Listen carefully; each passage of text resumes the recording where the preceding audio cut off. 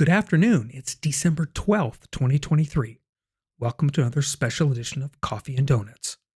As you know, we created this section on TheDustyFeet called Coffee and Donuts, right? Because many of the folks that I know, they often hear me say, here's something I want you to ponder. I want you something to think about, yeah? And we're probably going to need coffee and donuts to discuss this. Yesterday, we began a short 4-part mini-series, one each day for the next 4 days, called Why Light the Candles and Ignore the War.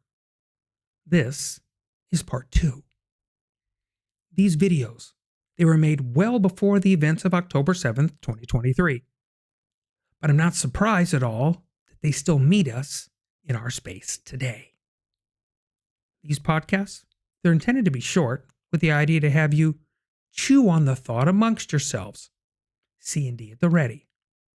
So, welcome to Coffee Donuts this afternoon on the Dusty Feet.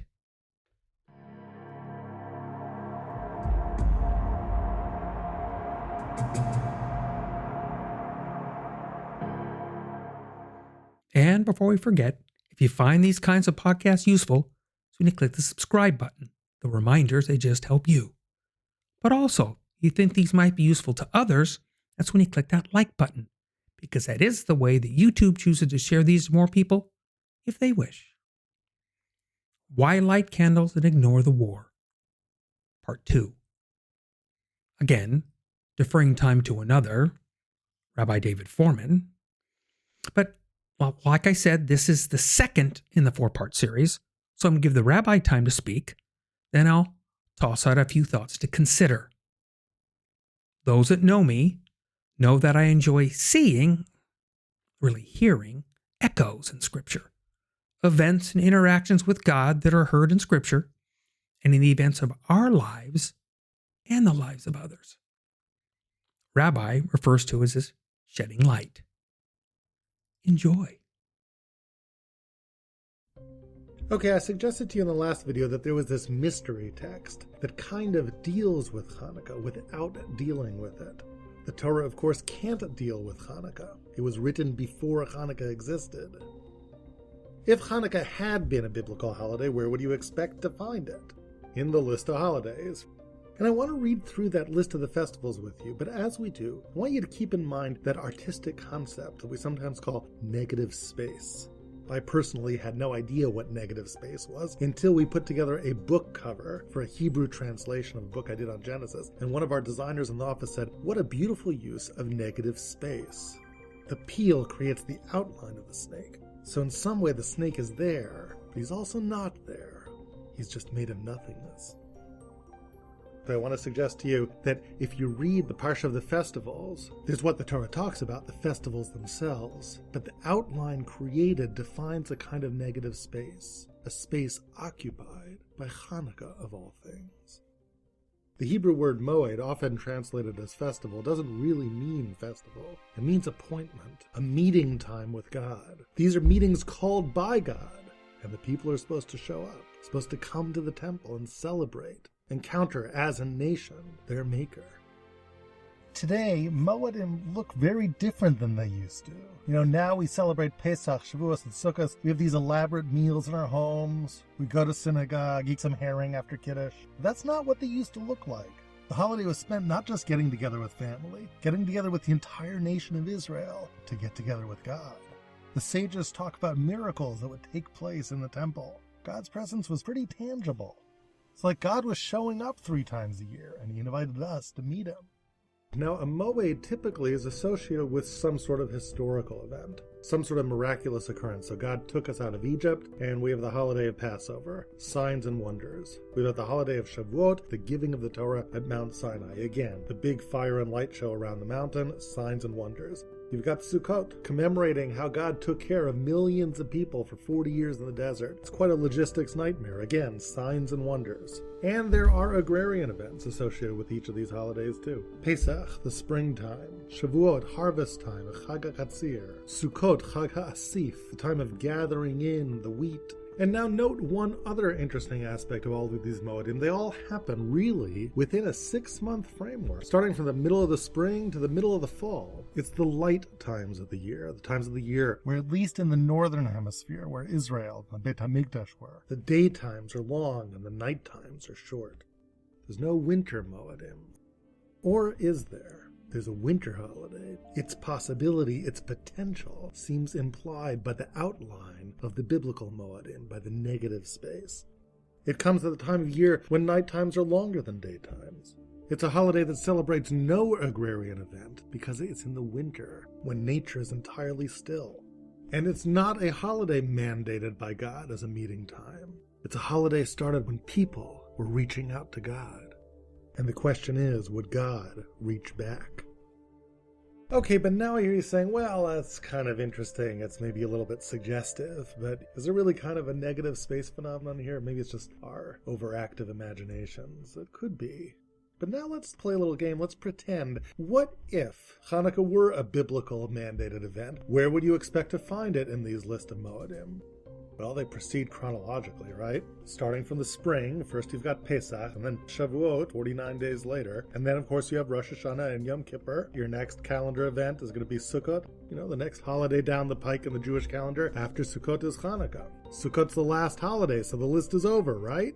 But what's the next thing you find after Sukkot?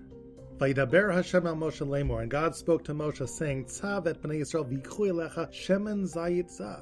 Command the children of Israel, and tell them to take pure olive oil, katit lamaor, for lights, laha'alot ner tamid, to make sure that there is a candle, a light, that burns every night, one night after another night. Al hamnorah haTorah yaroch et hanerot. On the pure menorah you shall set up these lights. Lifnei Hashem tamid, before God, always. Kind of spooky, isn't it?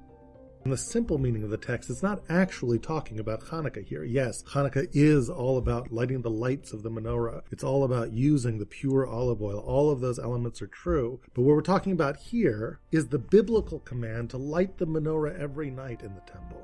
But it's quite suggestive, wouldn't you say, of the holiday that's all about the lighting of the lights, the pure olive oil, the light of the menorah. It seems as if the Torah is hinting about something in the future. That, in fact, is how many commentators understand this. The Baal HaTurim sees in this parsha a kind of remez, a hint to a holiday to come.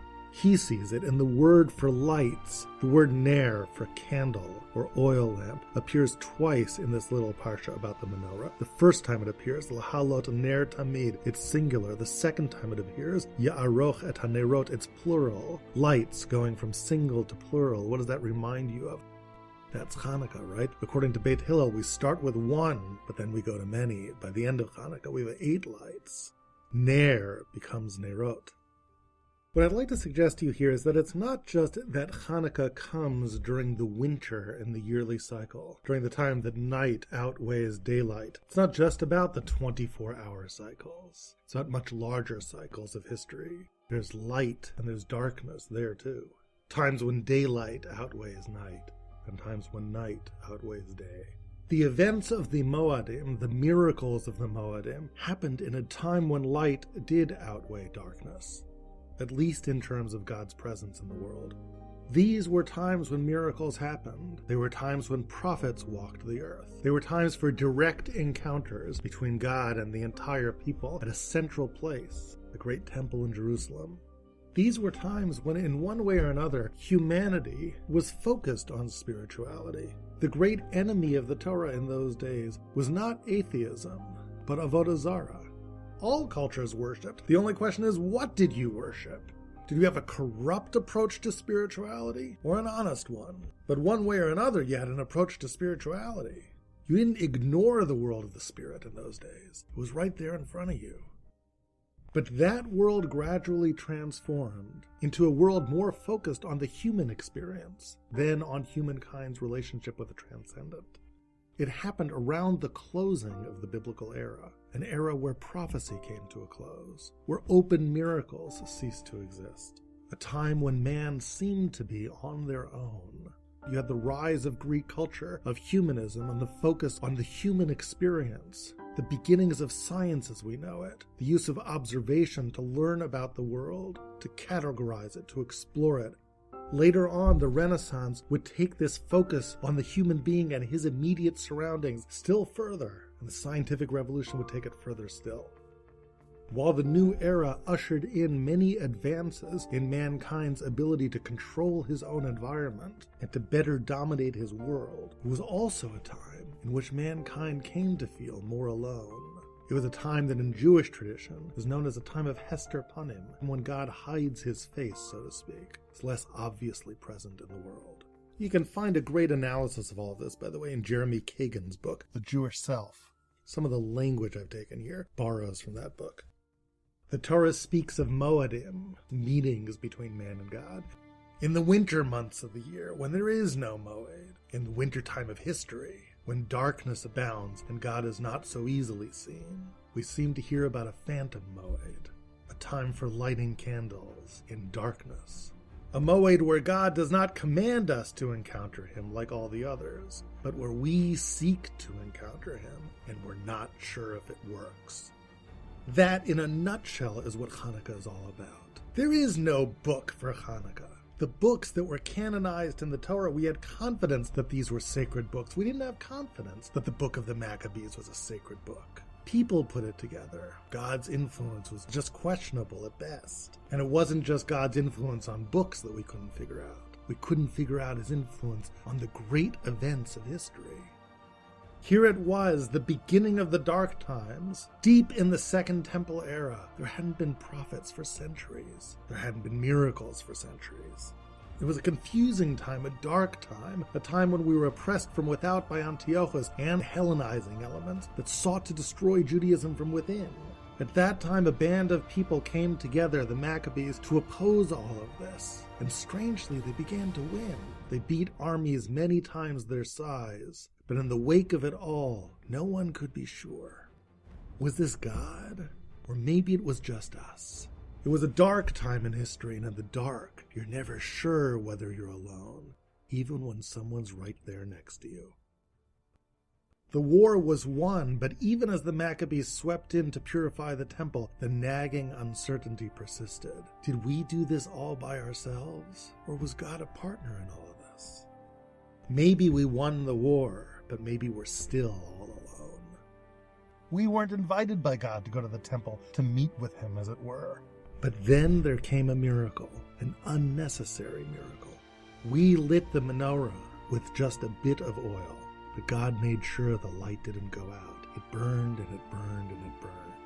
The miracle itself was trivial, but the message wasn't trivial at all. Something happened to show us that it wasn't just us lighting the menorah alone. God was meeting us. He was our partner. It was subtle. You can miss it if you weren't looking, but it was God's way of winking at us, as if to say, you thought you were all alone in the dark? Come on, I was right here with you the whole time.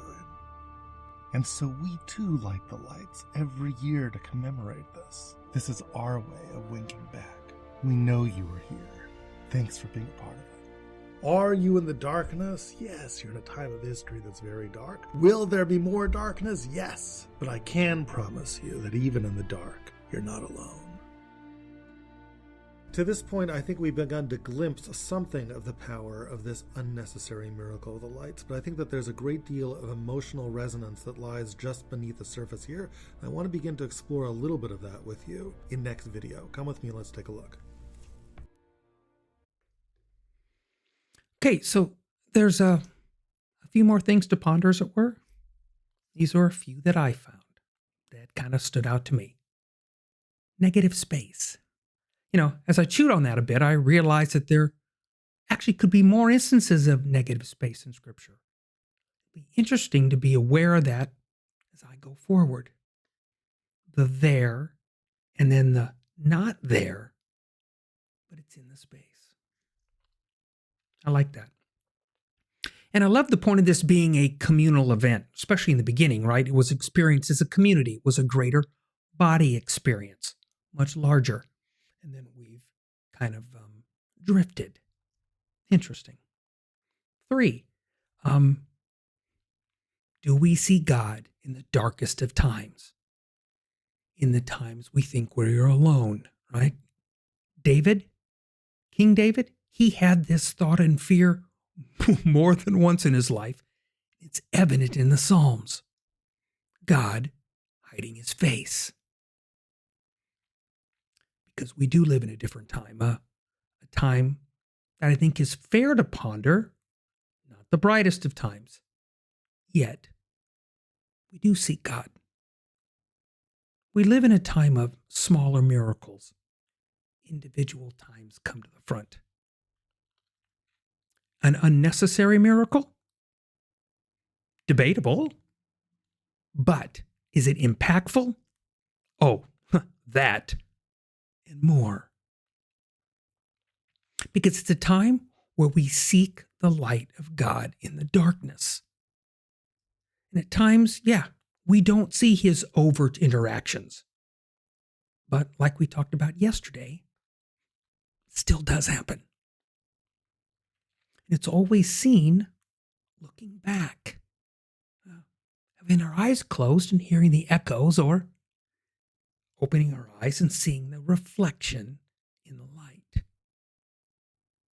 Again, we can't see where our events will impact in the future. We just need to make no mistake. They will. That God's will be done. We have the blessing here of the hindsight view. Thoughts tossed out, C&D at the ready. Hanukkah, it's a festival that most misunderstand. Again, for a multitude of reasons. Yet maybe the possible intent of it, maybe something more to think about. So tomorrow, we're going to take a peek into part 3. There's even more thoughts to ponder, and I guarantee you tomorrow is going to push us. But thank you for being with us this afternoon for another edition, special edition of Coffee and Donuts on the Dusty Feet.